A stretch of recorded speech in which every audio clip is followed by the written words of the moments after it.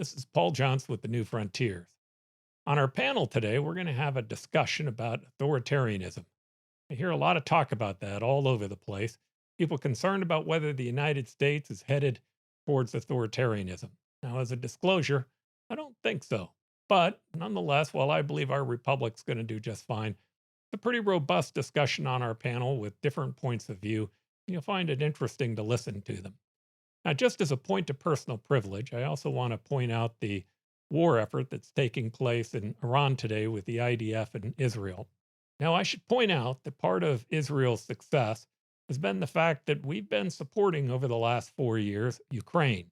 And Ukraine has deeply weakened Russia, who was a supporter of Iran and Syria, which also were supporters of Hezbollah.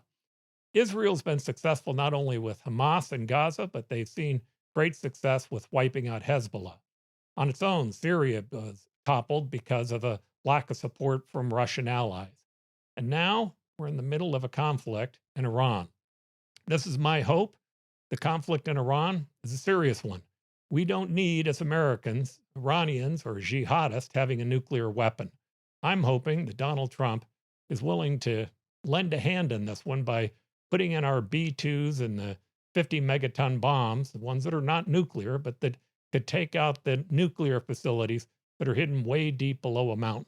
In any event, I just want to say Godspeed and good luck both to Israel and to the IDF. Not just their fight, it's ours as well. Now, I happen to just be an ordinary, optimistic American who still believes that the United States is a great cause for good. If you like what it is that we're talking about here today, press that subscribe button and let's get this show going. Destiny. Destiny. You and I have a rendezvous with destiny. Destiny. Destiny. You and I have a rendezvous with destiny. We choose to go to the moon in this decade and do the other things, not because they are easy, but because they are hard. All right, first, I'd like to welcome my panel. I always love this group of folks. First, Henry Thompson. Henry, how are you doing today? Great. Good to see everybody back on the show. Yep. And my favorite columnist, Robb. Bob? Good to be with you. And then Elliott Pollack. I like calling him the Oracle because he's always predicting stuff and being pretty close to right. I really hate it when he's right on this show, but nonetheless, he's right quite a bit. Elliott. It's like a blind squirrel, you know. Yeah. All right.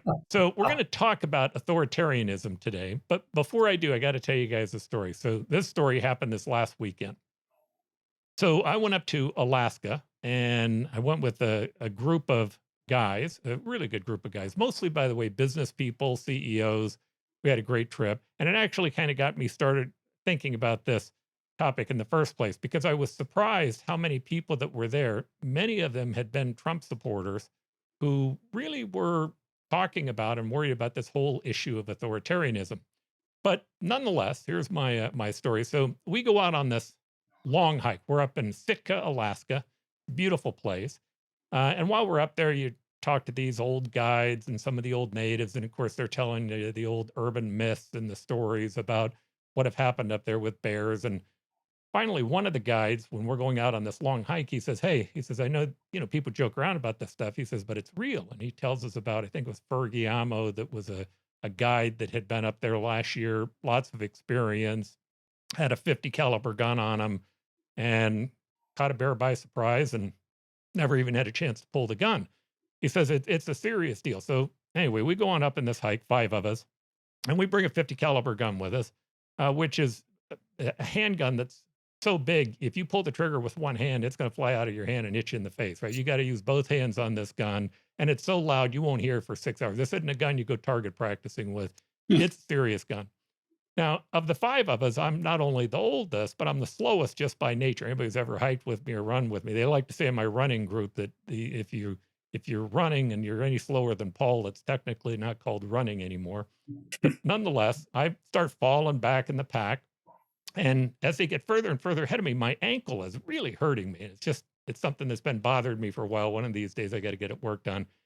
But I decide at the top of the set of steps, about 20 feet down, I'm going to tighten up my boot. And by the way, I've been singing the whole time, because one of the things you want to do with a bear is, if you're noisy and you're with a group, for the most part, they don't really want to see you. They'll run off. So I squat down, I tie up my boot, and I start walking slow down this set of steps. I'm kind of babying or nursing my foot on the way down. And I get to the last step, and I look 8 feet away from me, and there's this big fur ball, and right in the middle of the path. He stands up. He's 6 inches below me at his feet. He is 2 feet ahead of me, or above me, at his head. It's a big, big brown bear, which up there they don't have any of the grizzlies, but these actually get bigger than the grizzlies. Good news, they're generally not as aggressive. But this bear stands up, and he's 8 feet away from me, and he starts grunting. And I'm like, oh my God. All right. So I'm thinking, okay, so let's see. Let me remember here. Don't look afraid. Don't run. I can't back up anyway. He's in the middle of the trail. Look big. Put your hands out to the side. And I'm staring him right in the eye. And I keep looking at him in the eye. And then I think, okay, look him in the eye. And then I'm thinking, no, wait a minute. Are you not supposed to look him in the eye? Or if I couldn't remember anyway, I start to panic a little bit in my head. And right then, this bear leaps in my direction, but about 2 feet off. When the leap first happened, I swear to God, fellas, I thought I was dead. But he leaped just to the side of me, and he ran up the side of this mountain, and he gets to the top, and he lets out a roar, right? So I'm like, okay, don't run, but he's going the other way. He's way up there. I don't know why he roared there. So I start walking down, and now every single twig that cracks anywhere in the forest, right? I'm immediately into what's happening, right? And I start walking a little faster, a little faster. I don't know if I was running. I know I wasn't supposed to run, but I was getting pretty close, right? I was just trying to get down that mountain as fast as I could. Any event, that was my first real experience with a real life authoritarian. He was completely in charge in that moment. Anything he'd have decided, it would have been up to him, right?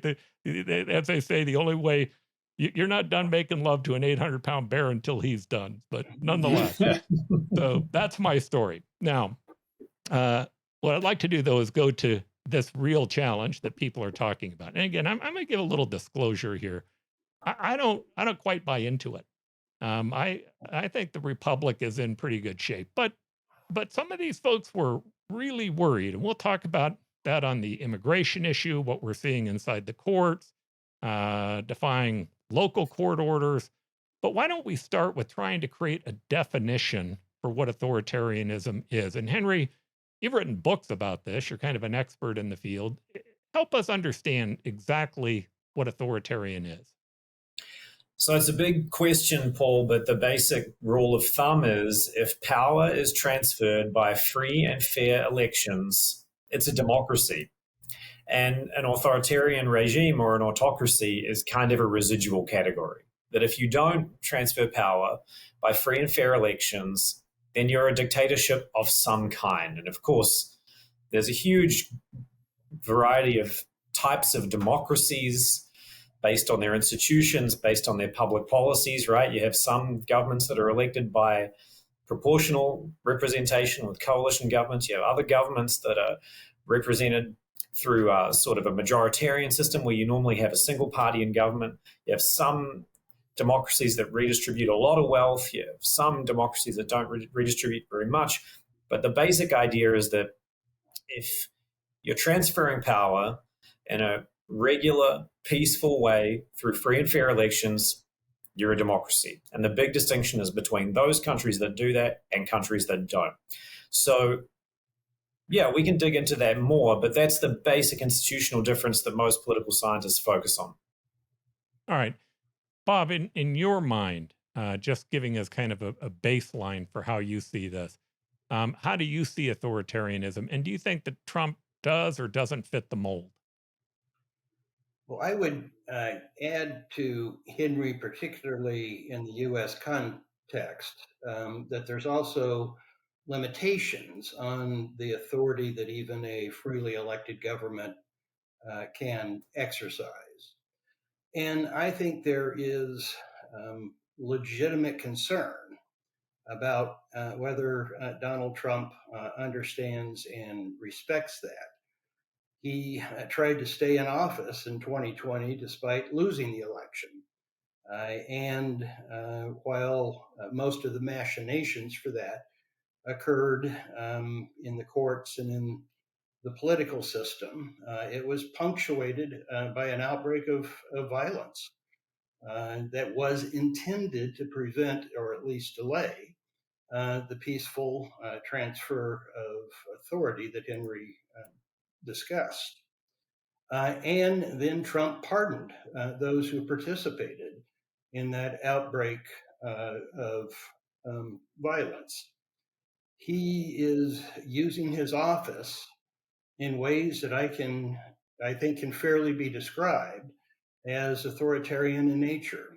So I think there are things that the Trump administration is doing that can be fairly described as authoritarian in nature. His attack on private institutions such as the universities, the law firms, his signaling out of individual political opponents for legal action, I think all have the hallmarks of a authoritarian instinct and tendency. He also is clearly trying to assert authority centralized in the executive that, in my judgment, goes well beyond the bounds of the Constitution. Congress is not a check on him in any meaningful way right now. Only the courts can provide that check, and to a certain extent, they are doing it. But what I'm most troubled about right now is what Trump and his spokesman are saying about the courts. They are undermining their legitimacy and their role in protecting those boundaries of authority that are embedded in our Constitution, with the refrain that we've got unelected judges deciding what our tariff policy should be or what our immigration policy should be. And of course, the courts aren't doing that at all. They're instead rendering judgments as to whether Trump has the constitutional or statutory authority to do what he's doing. And rather than simply saying, we think the courts are deciding this incorrectly, we're going to appeal it, we think we will win at a higher level, they're trying to undermine the legitimacy of the court playing that role.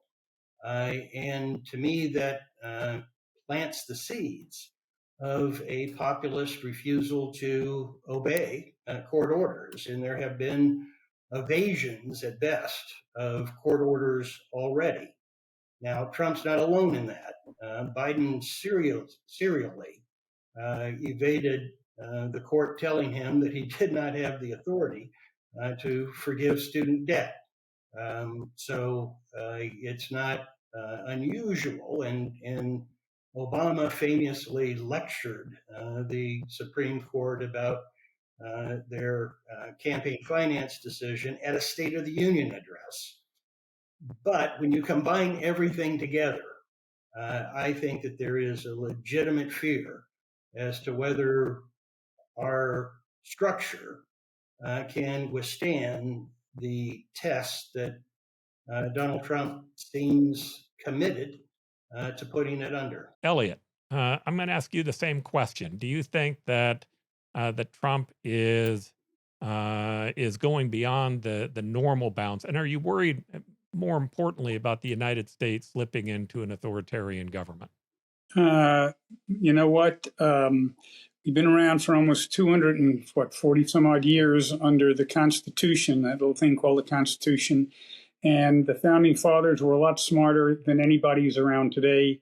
They put in the proper amount of checks and balances, and it survived Andrew Jackson, it survived FDR, it survived Obama, it survived Biden, it'll survive Trump, because most people will still believe that the courts are the arbiter of last resort.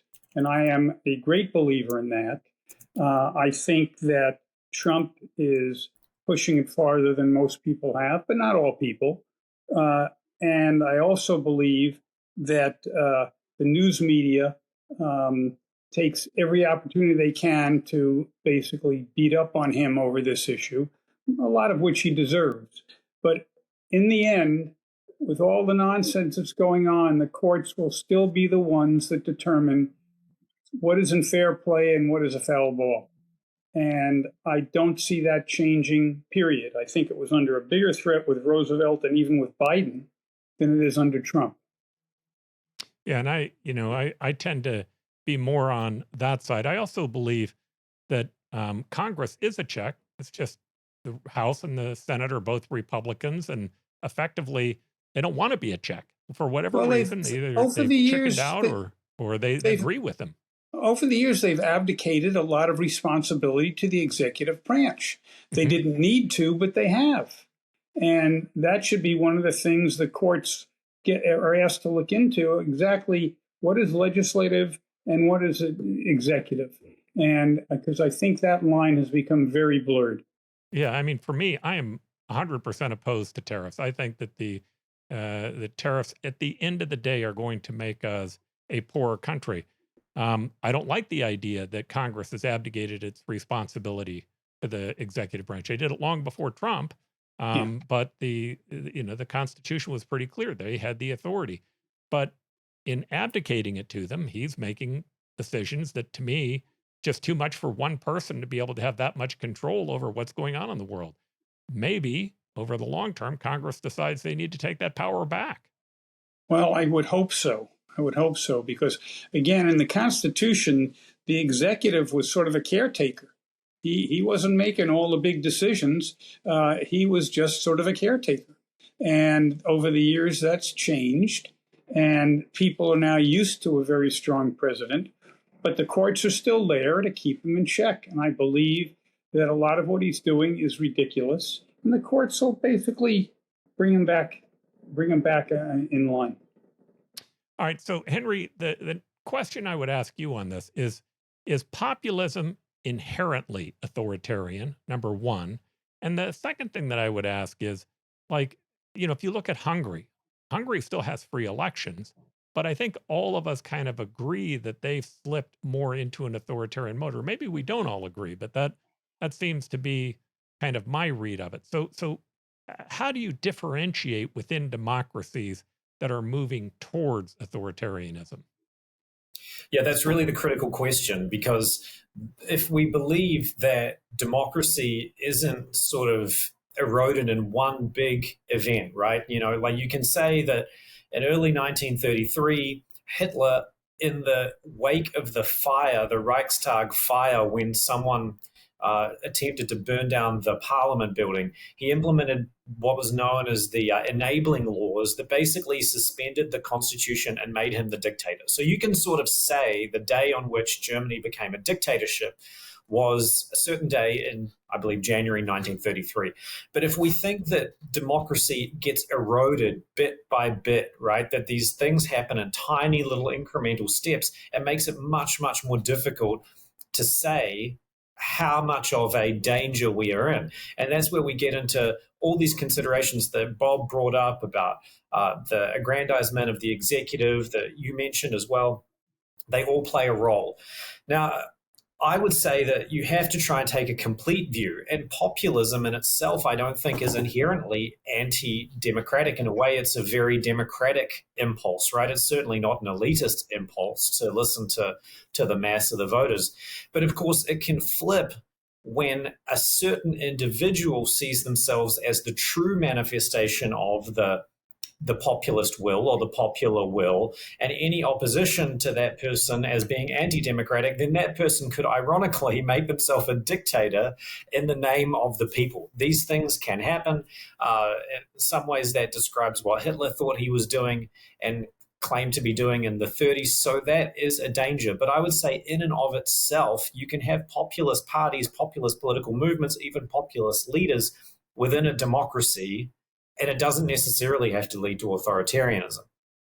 Hungary is one of these cases where it sort of slid back towards dictatorship for years before we thought it was really a dictatorship. And it happened through lots of little things. For example, increasing state control of the media and increased control of criticism of the government, that Orban just doesn't allow for much of a free media and criticism of his party and his government and the press anymore. Stacking local government positions with people from his party to prevent oppositions from getting power at the local level. All sorts of these sorts of things happened.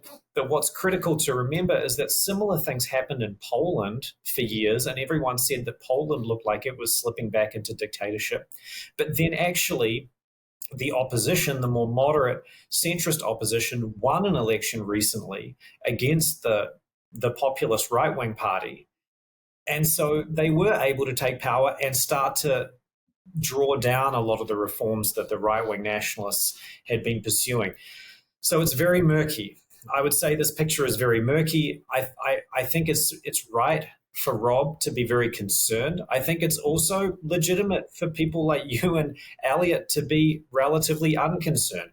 Personally, I guess I'm in the middle, as way too often on this podcast makes me the most boring guest. But I'm in the middle where I'm pretty focused on the elections, and I'm most alarmed by the things that affect the elections. Like, for example, Trump's campaign against the 2020 election results and the January 6th events are by far the most concerning of all of these events.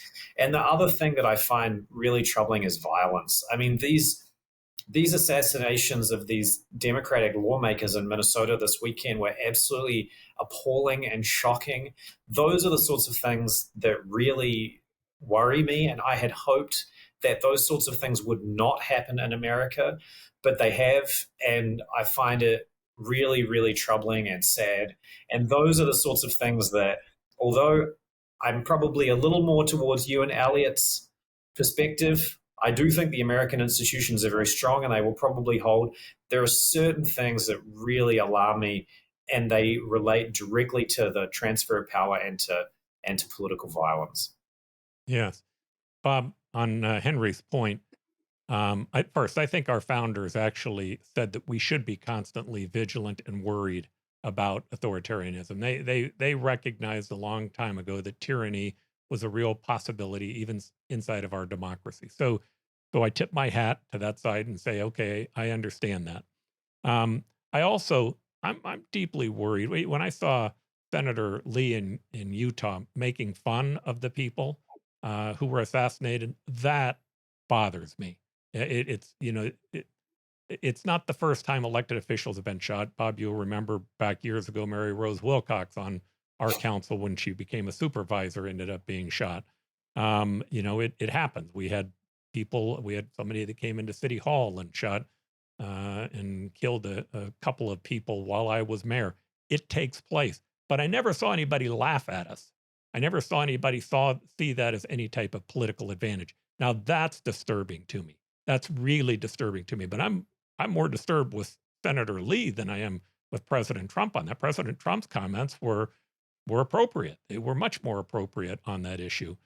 And I guess here's the question that I will ask you, because you're really good at politics. My worry is that what the Democrats are doing is that they're crying wolf too much on this.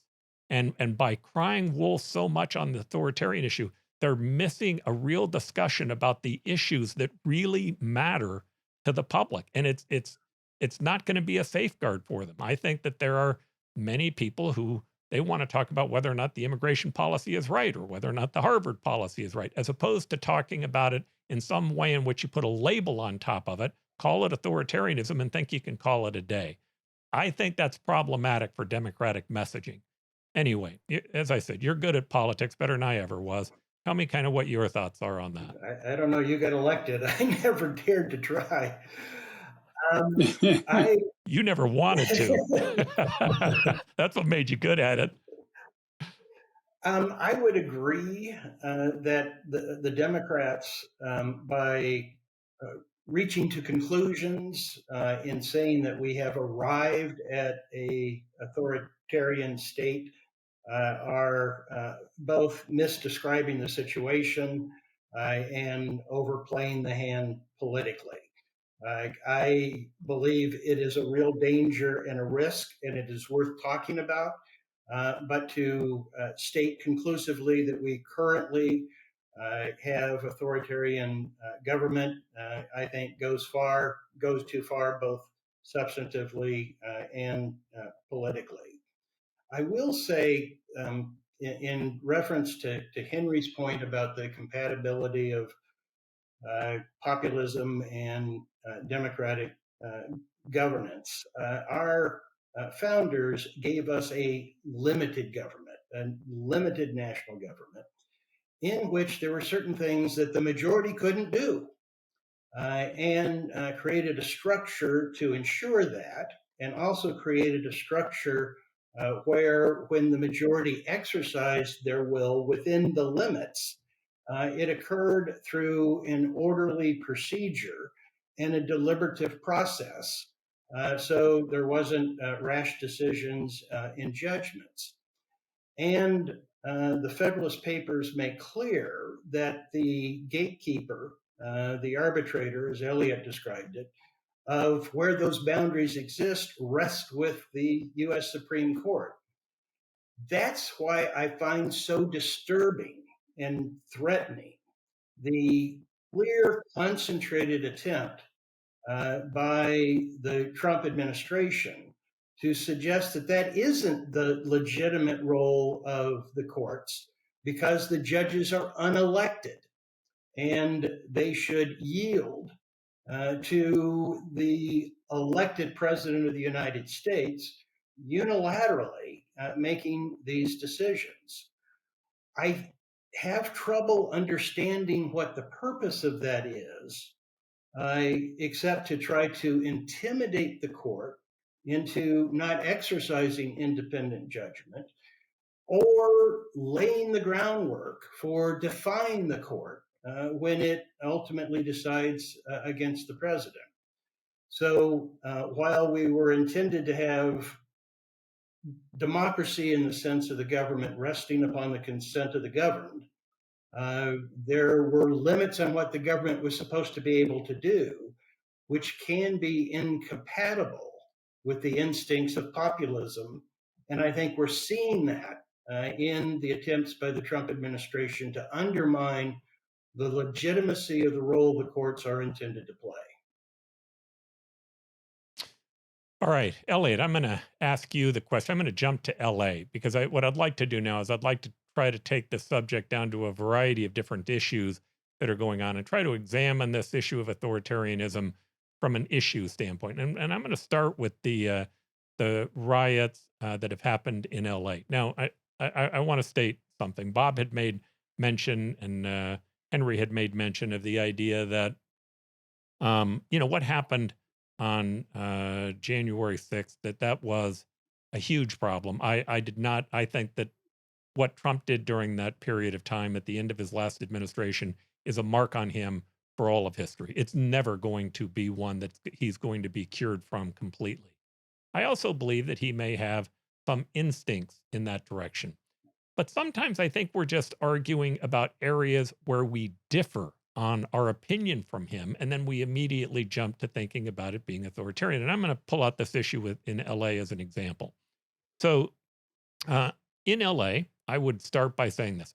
I don't believe that Donald Trump would do what he's doing in LA in any Republican city or any Republican state. If they had a Republican governor under the exact same circumstances, he wouldn't do what he's doing. He wouldn't send in the National Guard, and he wouldn't send in the Marines. Now, in saying that, why wouldn't he do it? Well, because by going after the Democrat, he's playing to his base. I don't see that as authoritarian. He's sticking his finger in the eye of the Democrat. So then I watched the governor of California. And Governor of California, I think, has done some good things, but I think he's playing the same game. If I'm the governor of California, I start with this. There are young kids inside the National Guard. There are young kids in the police department. And I don't want those kids in both of those two departments thinking they're on opposite sides.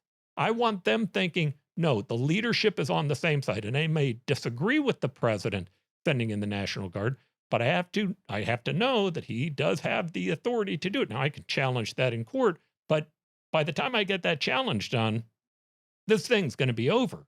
So if I'm him, I say, look, I may disagree with him on the policy, but my goal is going to be to make certain that it's coordinated. The other thing I would say to people who are involved in this immigration issue is, if you want to win the immigration issue, don't light cars on fire. Don't break windows.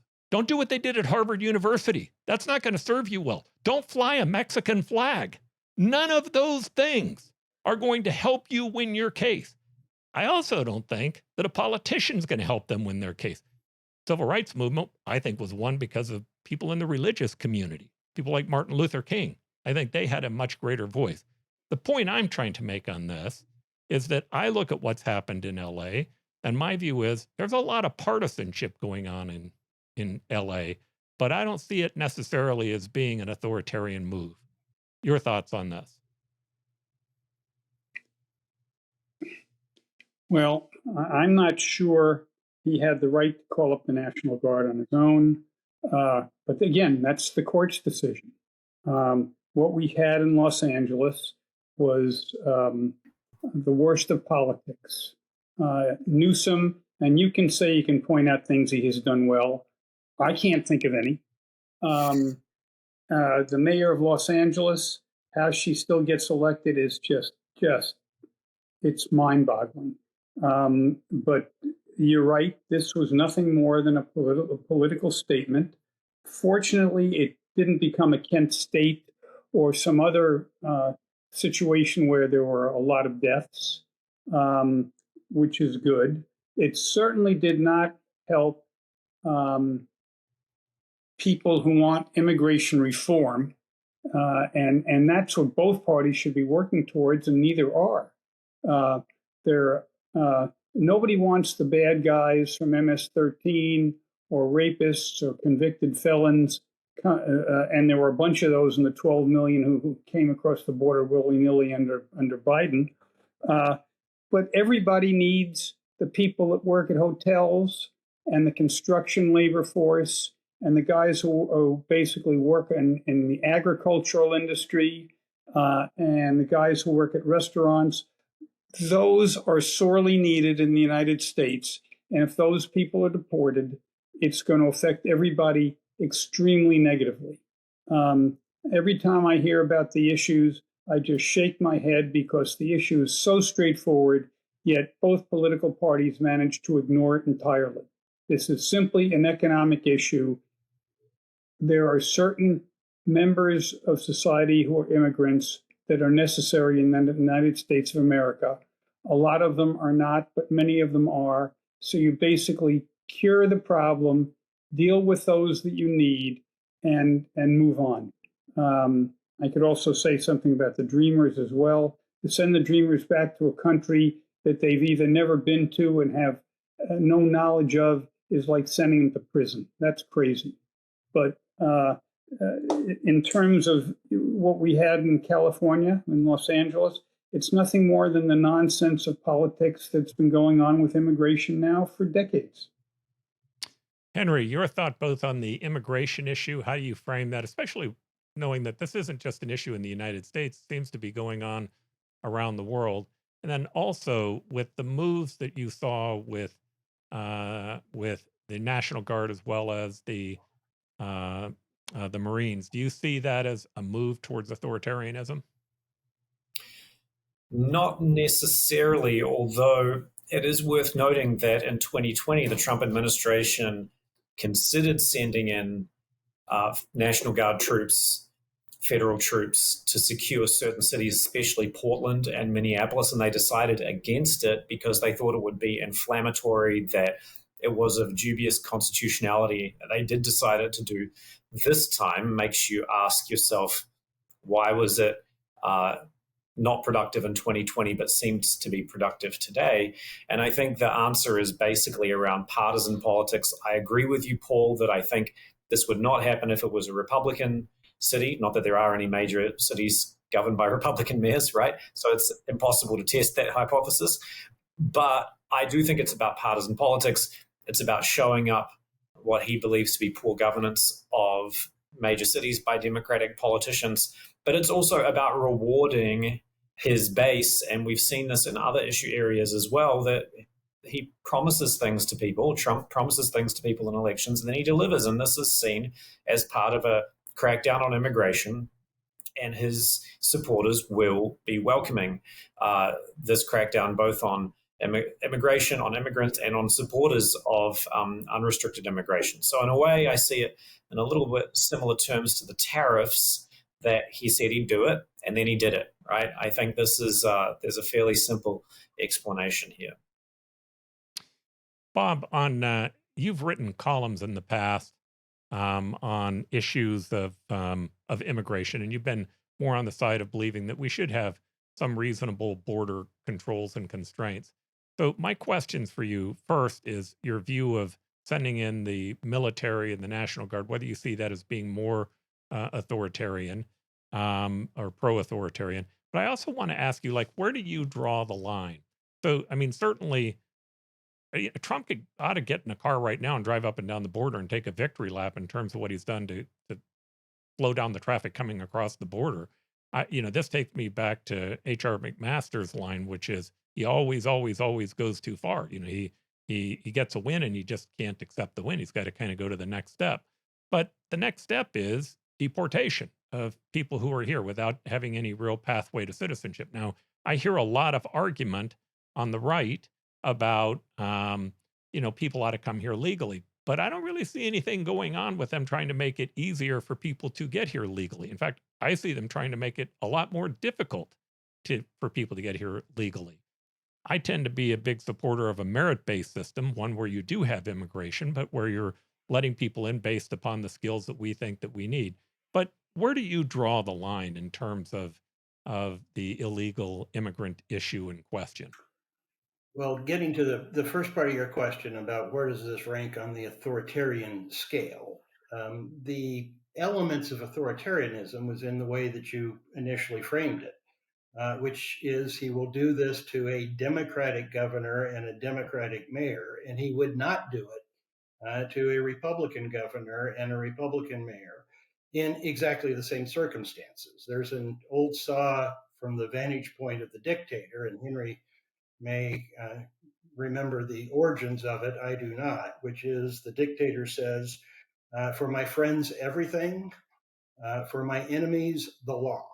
And I think the fact that he would not be willing to do this in exactly the same circumstances with a different set of political leadership is at least moving somewhere on the scale of an authoritarian response.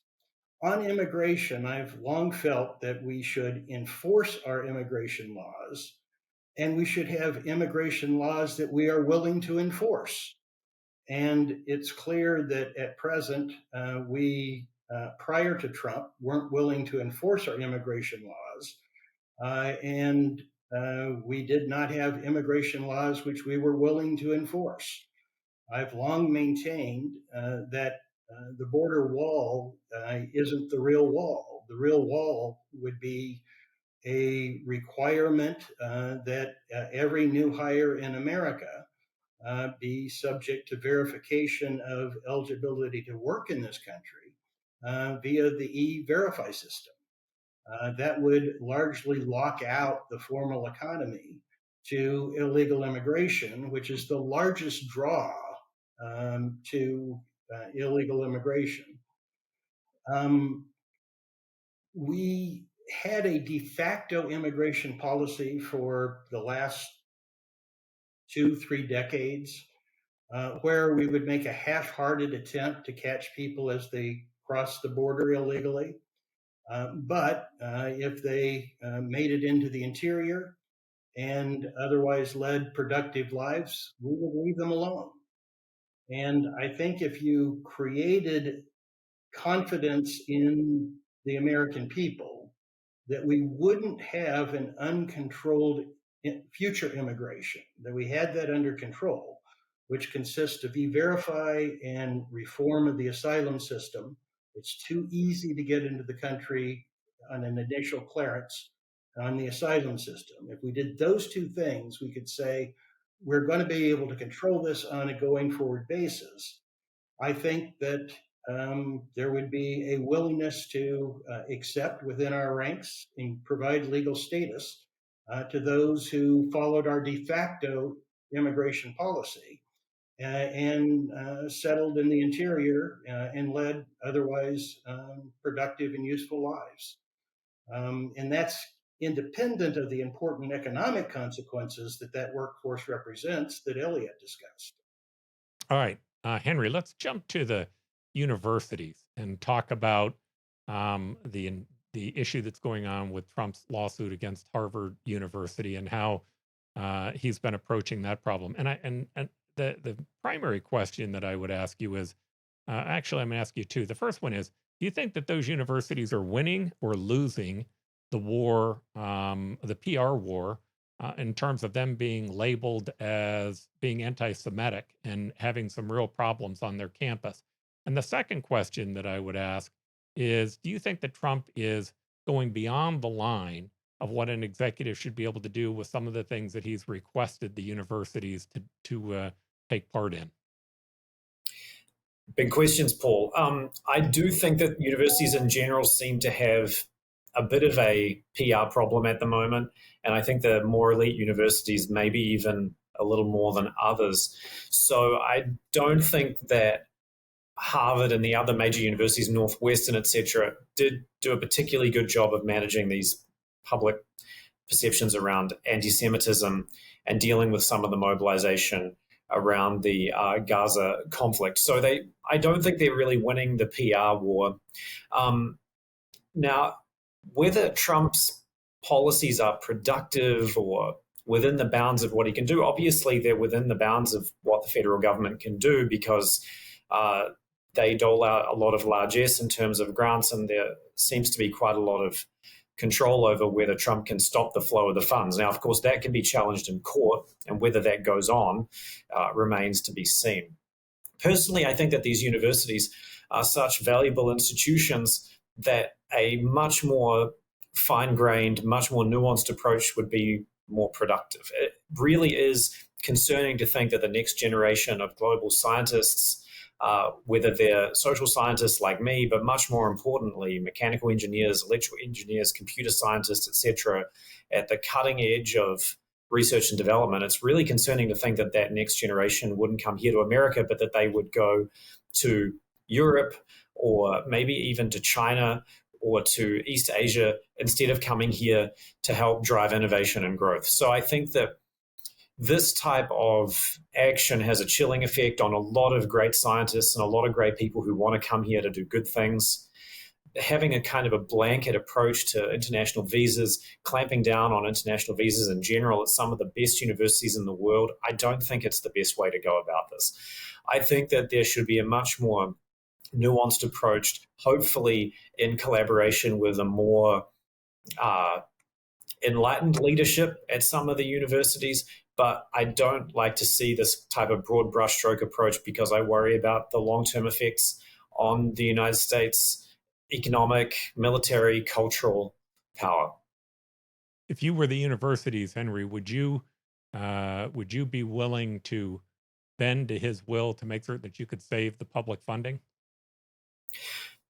I think the universities have to be more proactive, and they have to show that they're willing to address the legitimate concerns of the Trump administration while pursuing their own legitimate interests.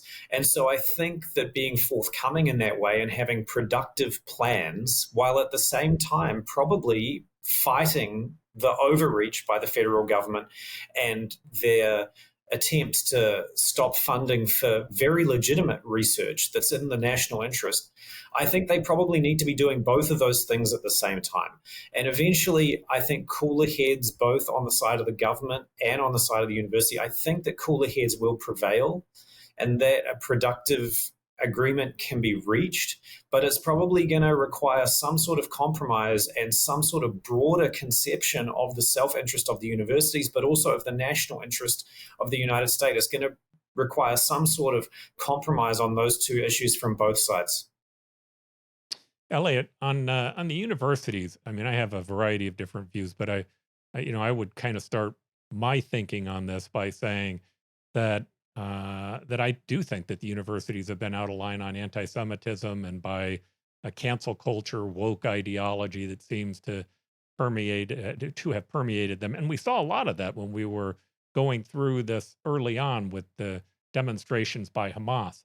On the other side, I think these universities are incredibly important to the United States in a variety of ways. One, they give us a image of having some of the best educational institutions in the world, and that brings students and intellectual power here into the United States. I also think they are important in research. Now, if the Trump administration has some research that they don't like for whatever reason, I'm all for them going after that. But just getting rid of that wholeheartedly, I think is incredibly problematic. But I also am concerned that the universities, this seems to be kind of like an either or. What is your view as to what should be happening with these universities? And do you see them as being a benefit to the U.S.? Do you think cooler heads should prevail, or do you think that one side or the other should just continue with the pushback that they've had? Well, of course, they're important to the U.S. They're also important to China and any other country that has technology, because this is where their kids are trained. But the real issue, Paul, is that universities have been given free rein literally for the last 400 years, okay, across the world. And they basically have managed to be so out of line for so long that it's the old story is, I'm mad as hell and I'm not going to take it anymore. That's the general public reaction. I think that there is no free speech at a lot of universities, okay? Even at ASU, I used to argue with them all the time. There was a free speech corner where you could say whatever you wanted. Otherwise, on this huge campus, you had to keep your mouth shut. That's ridiculous. And it's the same thing with what Musk found. Universities only do stuff that's important.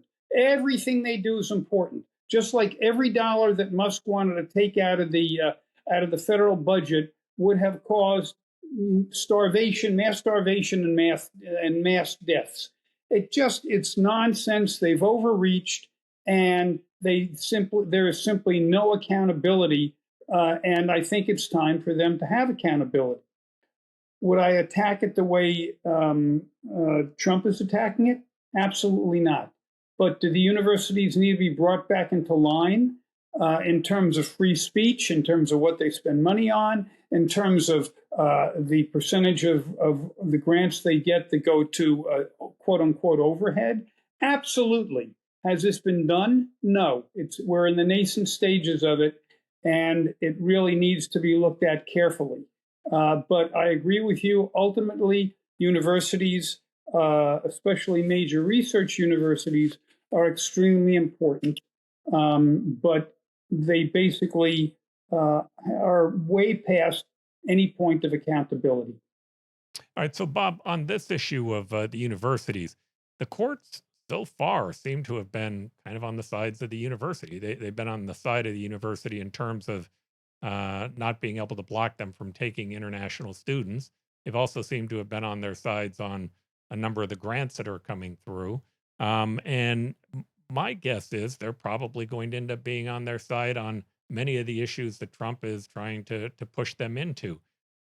Doesn't that in itself say that we are very different in terms of that authoritarian slide than what you would have seen in the Weimar Republic when it was ending with the Nazi Party coming into place, or what's going on inside of Hungary or other authoritarian governments? It seems to me that check and balance is still there and it works.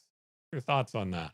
Well, there are shades of authoritarianism, and it's a mistake to describe Trump as either like Adolf Hitler or like Thomas Jefferson. I mean, there's a wide range of degrees of authoritarianism, and reaching to Nazi Germany analogies, I think is both massively inaccurate and unproductive politically. But the comparison to what's happening in Hungary or what was happening in Poland, I think has greater resonance. The Biden administration, so I think higher education has lost its way in America badly and largely became woke indoctrination factories. And there were things that the Trump administration could have done that would have been appropriate and productive in response to that. The Biden administration added diversity requirements to many of these scientific grants so that you weren't just looking at the professional capabilities of the team that was applying for the grant, You looked at the ethnic and gender and the whole duology of identity politics in terms of the team. The Trump administration should have repealed those diversity requirements. And that would have had a cascading effect in the way the universities pursue these grants, because the teams that were applying for them would be judged entirely on the professional merit of their team and not on these diversity factors. That would have had an influence. But using what I think is the facade of concern about anti-Semitism, not to minimize the terrible things that happen in the pro-Palestinian occupations that occurred on these campuses. But I really don't believe that the Trump administration is that committed to eradicating anti-Semitism in these universities. It is using it as a facade to do things that violate the constitutional role of the federal government, much less the presidency. One of the demands of Harvard was that an outside master evaluate the ideological composition of the Harvard faculty and the students which they admit. These universities are either private institutions with board of directors and an alumni group that they have to respond to, or they're state institutions responsive to state legislatures and some kind of governing structure, like we have in Arizona, of a board of regents, who are the ones to try to move the universities back to being bastions of free inquiry and exposing their students to a diversity of points of view for the students to get educated and find their own way in life. That's not the job of the president to be dictating terms of admission to a private university. That's just wrong. And the courts so far are saying, that's right, that is wrong. Henry, one of the things that Bob mentions that I think is interesting, at least to me, is are the attempts of the administration to gain more power, to gain more control. So Christopher Krebs, who was with the CISA, he was an individual I believe Trump brought in during his first term. His job was to take a look at whether or not there was fraud. When he was done with looking at the 2020 election, his answer was there was no fraud. It didn't exist. It was one of the cleanest elections run. And that infuriated Trump. So Trump now has gone after him criminally. Now, my guess is he's going to lose most of those cases, may even lose a lawsuit, although hard to sue a president while he's still in power.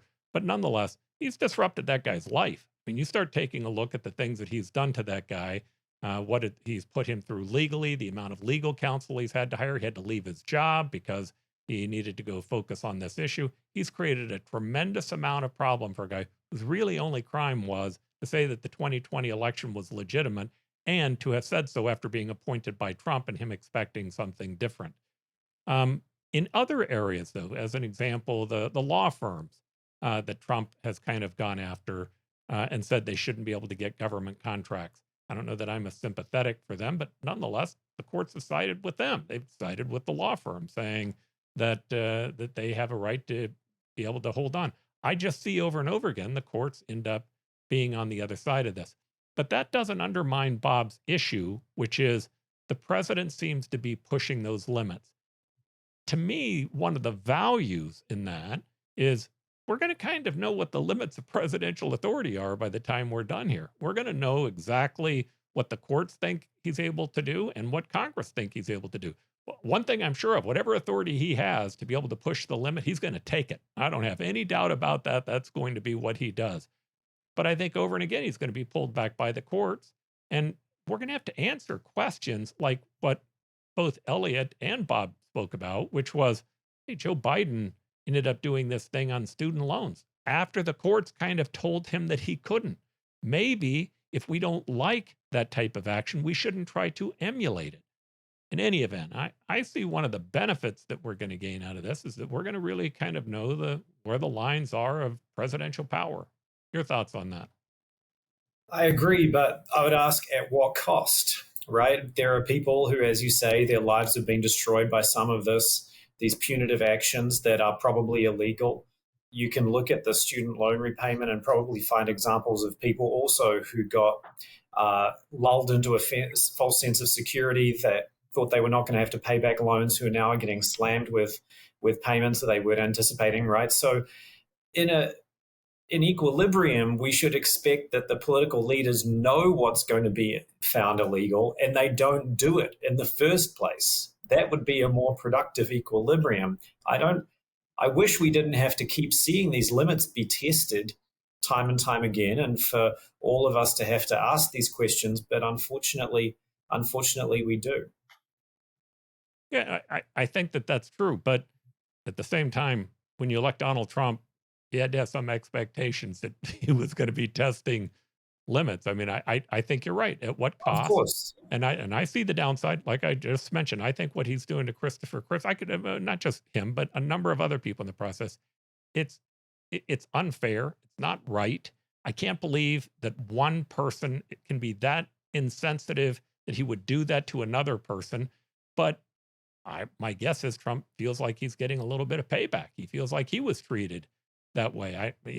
So he's using lawfare in exactly the same way that he thought that it was used against him.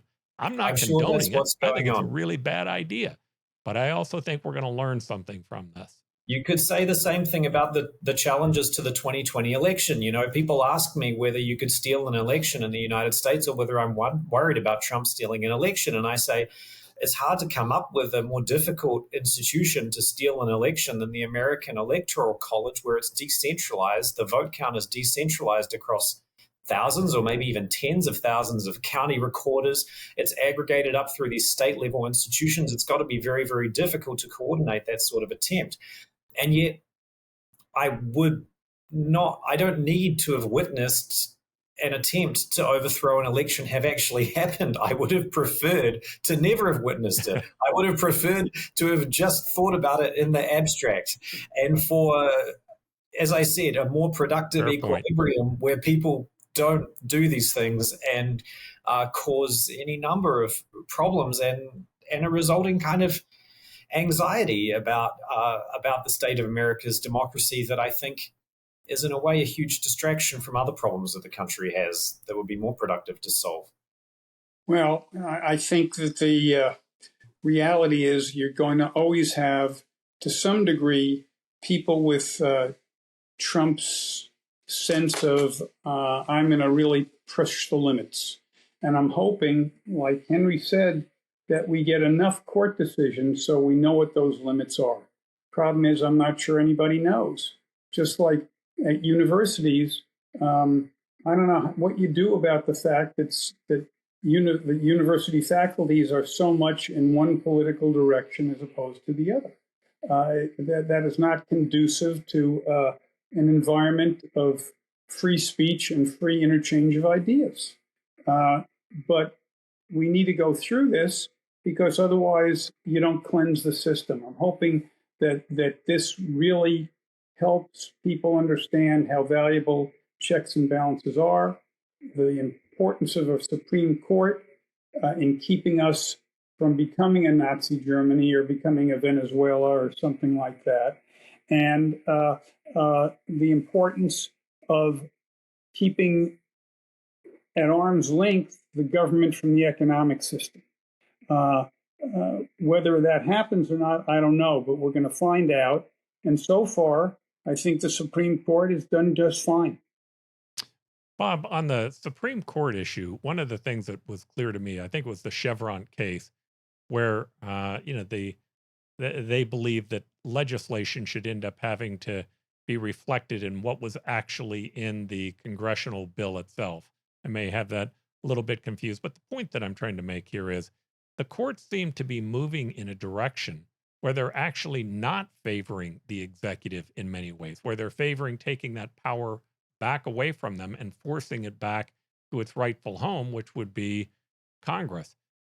I'd love to have your thoughts on how that plays into this. And also you could reflect on the last question that Henry and Elliott was talking about. Well, I will say that I am nostalgic for William Taft, who, when he was asked to take an action as president, his first screen wasn't, is it good or is it bad? His first screen was, do I, as president, strictly considering my powers, have the authority to do so? The Supreme Court during the Biden administration certainly began to reassert the supremacy of Congress in authorizing the president to act, and reversed the Chevron precedent, which said that if the administration's interpretation of the law was reasonable, defensible, then the court should defer to it. And in the case that overturned Chevron, the Supreme Court instead said, if it's a major question, meaning having large consequences, the delegation of authority from Congress through statutory law has to be explicit and clear. Now, the question is whether, with all the pressure that the Trump administration is mounting to try to delegitimize the court playing that role, the Supreme Court will have the willingness to likewise strike down things that the Trump administration are doing that have major consequences without clear congressional authorization. His emergency tariff claims, the reciprocal tariffs, is a prime example of that. The statute that establishes that authority doesn't even mention tariffs. And that is one that is at the Court of Appeals and will be there. I think it's premature to judge the court's action because it has all come in the form of preliminary injunctions rather than final decisions on the underlying law. So in a preliminary injunction, the test is whether the side that is asking for the injunction to stop the Trump administration from doing something is likely to prevail on the law, and the balance of interests rest on their side until there's a final determination of the law. And the U.S. Supreme Court has gone both ways. It's upheld some preliminary injunctions. It's also vacated some of them. But I don't think that's the real test. I personally have confidence in the independence of the current members of the U.S. Supreme Court. But it is, I think, again, troubling and telling that Trump has personally attacked the process and the people who recommended those justices to him. So he himself I think that the current composition of the court was perhaps the most significant accomplishment of his first term. He's in essence repudiated it and repudiated the people like Leo who developed that process for him and provided him the names. So I think it's premature to judge where the court is. I personally am highly optimistic and confident, but they haven't been tested, I think, fully yet. All right, I'm going to transition this a little bit, and I'm going to go to the War Powers Act. The War Powers Act of Congress was actually originally given to Congress, and Congress, over a period of time, have granted much of the authority of that back to the presidency itself. Now, this is an area that I tend to think makes actually a lot of sense. Although I kind of understood what the founders were doing, the ability to declare war was given to them, and then the ability to go execute on the war was the president. That's kind of, they're consistent in that throughout the Constitution. But nonetheless, we're dealing with an issue this week that to me is a pretty big issue. Well, I think it should be a big issue to the world. Thank goodness for Israel. Israel, in terms of what they've been doing in Iran over the last 4 days, I think has a monumental impact on us as Americans. This is an operation that clearly has been in place for some period of time because they have spies and information and all different types of operations going on inside of Iran that didn't just happen over a 4-day period of time, or even for that matter, a couple month period of time. They've been working on this for a while. And it's based upon the notion that we cannot let Iran or a pro-jihadist state get control or control a nuclear weapon. I think Israel is going to make a big dent into that. Now, the real question is the nuclear facility that they have that's located below the mountain. And in that particular case, it looks like they may need our B-2 bomber and they may need our 30 to 50 megaton bomb to be able to take that mountain out. Although there's some discussion they may be able to bomb it multiple times or hit it with commandos. And nonetheless, I'm going to just add one little gratuitous comment here, and that is thank God for Israel. Thank God we have them there. I think we're fortunate that they've been as successful as they have been. But I also think that this is an area where the president ought to be able to make that call. He had to be able to be the one that would make the call as to whether or not that B-2 bomber would come in. I would hate to see this having to be decided in Congress. Elliott, your thoughts both in terms of what's going on in Israel today, and second, how that relates to the war powers and whether or not that choice should be made by the president.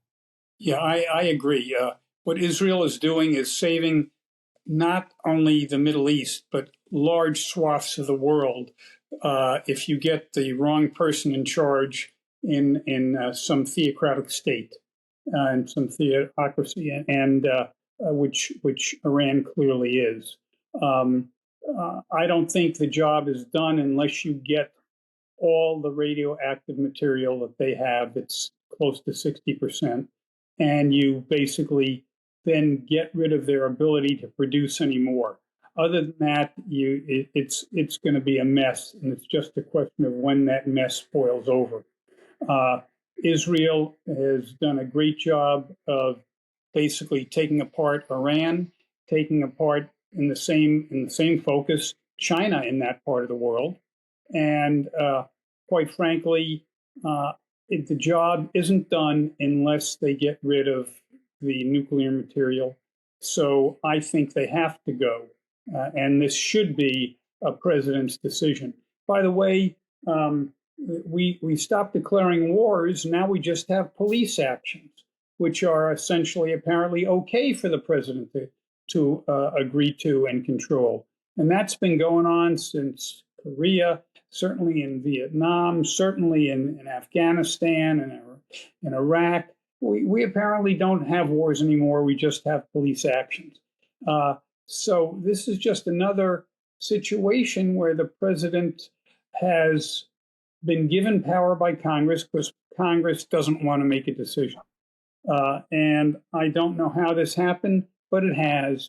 And I think that has allowed us to get involved in several useless wars that basically do nothing but kill young Americans in terms of the benefit. So do I like that? No. But do I have an answer to it? No. But to get to your original question, the president should basically hand over the B-1 bombers, or at least some bunker busters, and let them go to town now that the air cover is completely gone, and it's just a matter of time, quite frankly, until their ground troops are vulnerable to air attack, no matter where they are.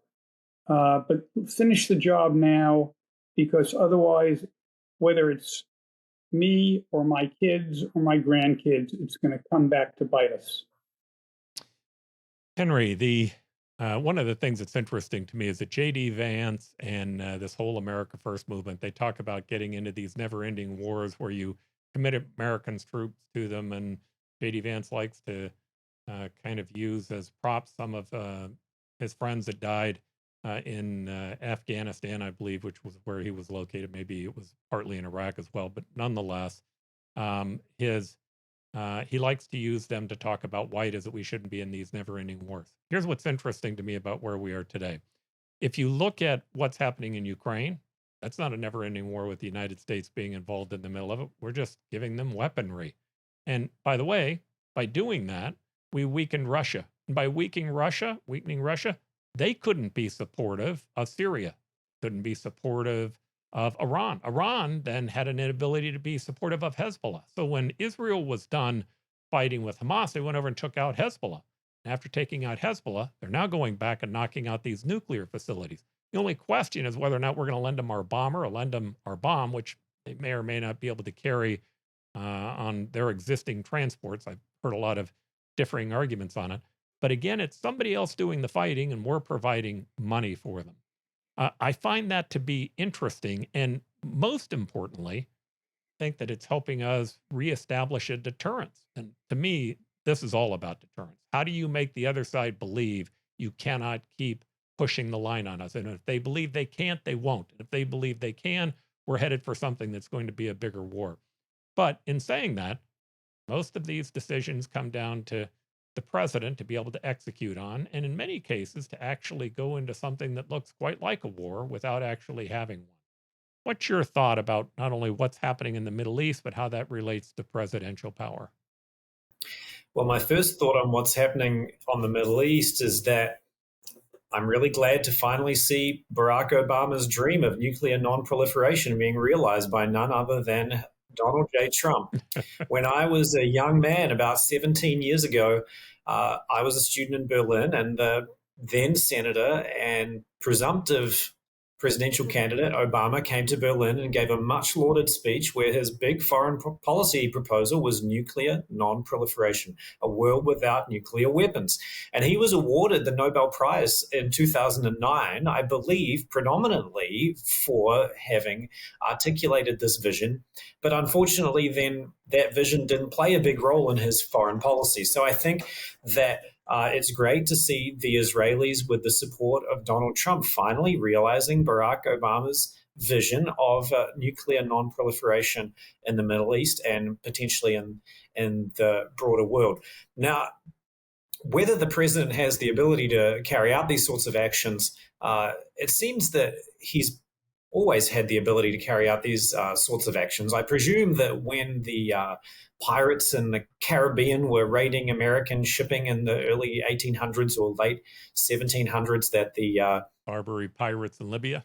Yeah, exactly. That the American president didn't need to ask Congress to send the Navy to deal with those sorts of people. And I suspect that that's the same sort of authority that the president is using today, although that's not an informed legal opinion, but it's speculation. And I think I can see Bob laughing at me. But anyway, I think that the president does have the authority.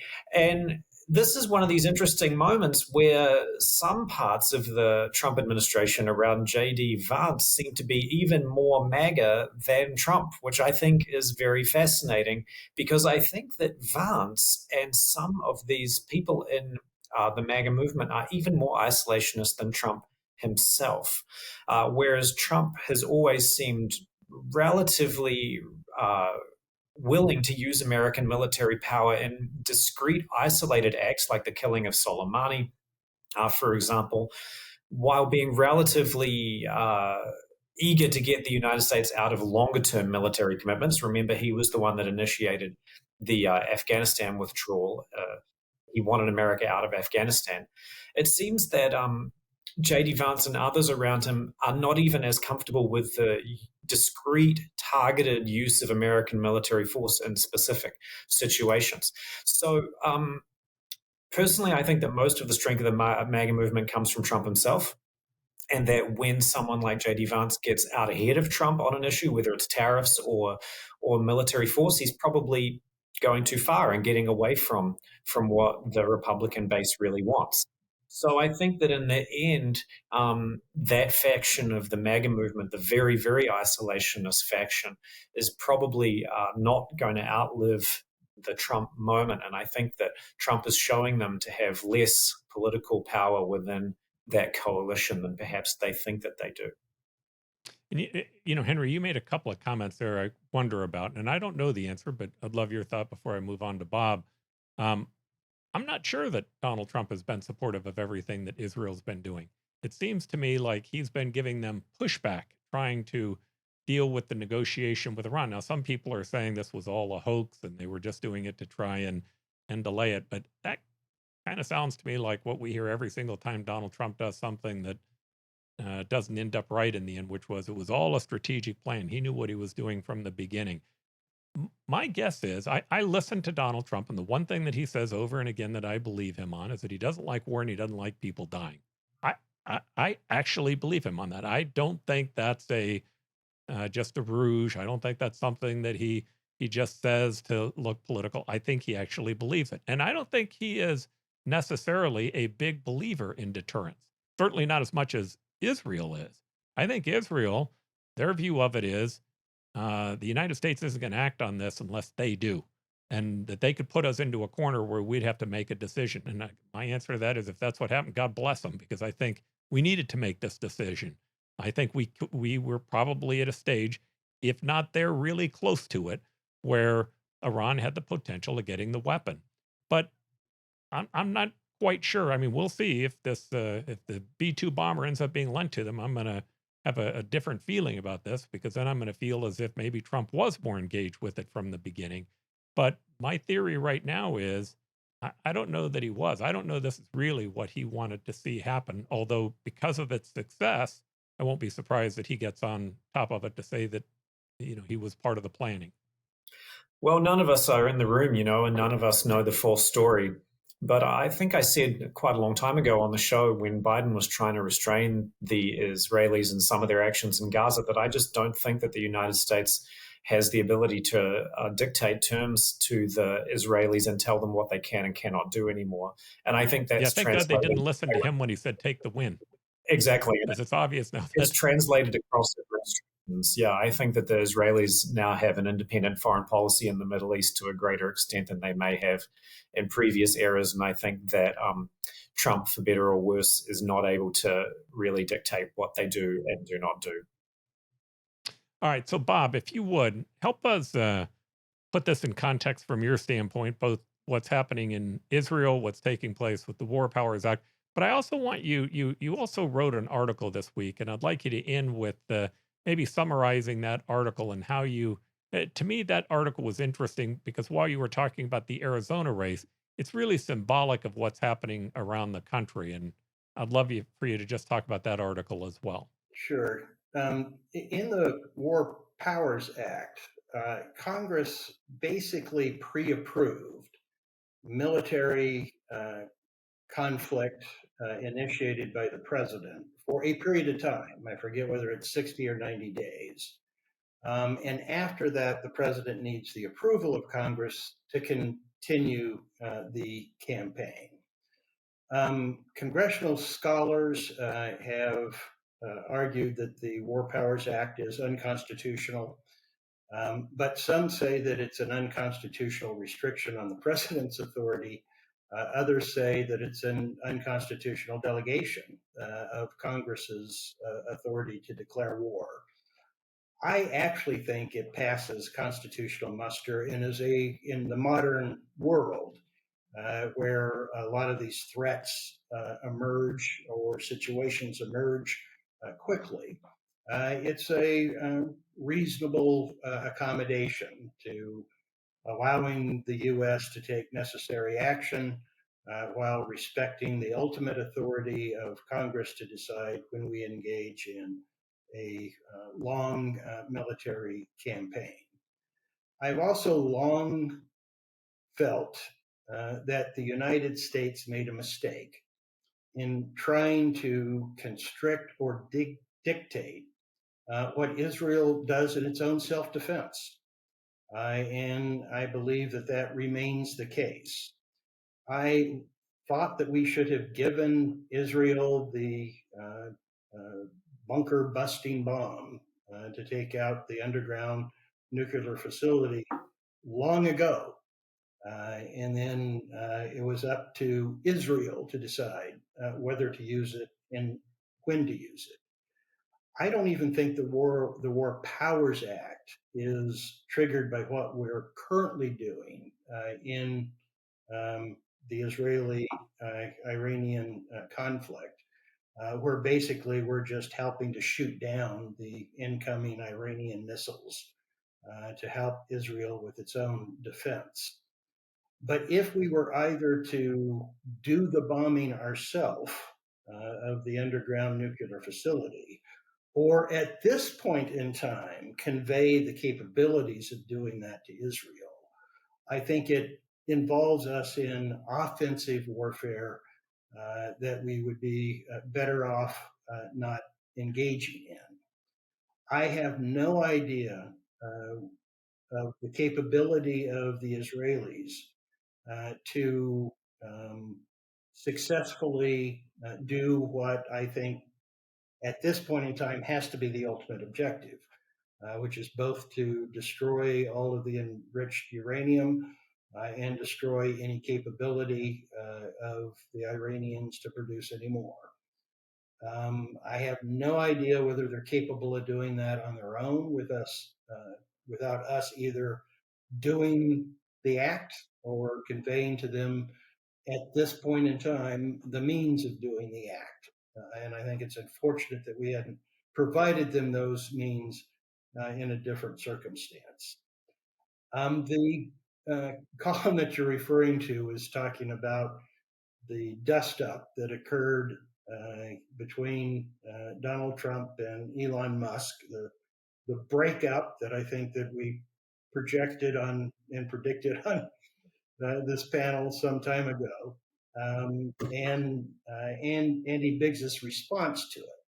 But the part that I think has national implication, Andy Biggs being a Arizona representative, highly MAGA, who's running for governor of the state of Arizona.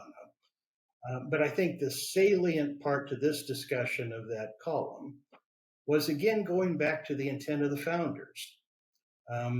Biggs's excuse, he agreed with Musk's description of the budget reconciliation bill as a disgusting abomination, chided him for not having said it earlier, but said ultimately he and the other guys in the Freedom Caucus in the House voted to advance Trump's agenda.